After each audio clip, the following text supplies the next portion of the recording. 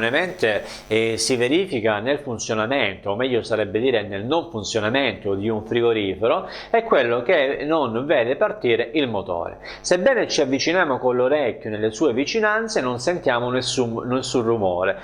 quindi in sostanza il motore non sta funzionando e conseguentemente il frigorifero all'interno ovviamente non può raffreddare. In questi casi è necessario determinare quale sia la causa del non avviamento del motore, e per farlo è necessario comprendere il circuito per così dire di funzionamento, quindi che consente al motore di entrare in azione. Innanzitutto è necessario che in questa fase in cui non sentiamo partire il motore, nel momento in cui il frigorifero è acceso, la lampadina deve essere accesa, in quanto testimone che all'interno del frigorifero sta arrivando la corrente elettrica. Conseguentemente è necessario comprendere tale funzionamento, che parte dal cavo di alimentazione, il quale lo vediamo entrare nella parte bassa del frigorifero,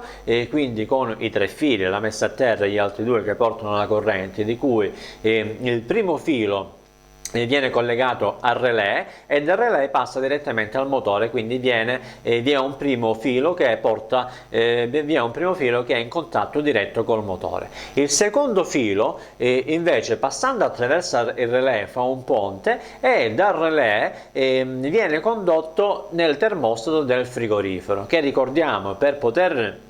entrare in funzione non deve essere nella posizione di off, pertanto se è messo in posizione di chiusura il motore ovviamente non potrà mai partire. Nel momento in cui invece è messo in posizione di accensione, di funzionamento, il termostato dà un contatto su un altro capo del termostato che quindi dà una continuità elettrica rispetto al filo che abbiamo visto precedentemente, e questo filo torna nella parte bassa del motore nel relè e conseguentemente del relè al motore, che a questo punto è alimentato. All'interno del relè in questa fase avviene anche una fase di spunto del motore e la partenza per l'appunto del motore. Stabilito in grandi linee pertanto il funzionamento del frigorifero in termini di avviamento del motore, possiamo stabilire che gli elementi che sono responsabili del suo non funzionamento sono fondamentalmente 4. Il primo è il termostato che abbiamo visto nella posizione di off non può funzionare, nella posizione di accensione manda la corrente elettrica del motore.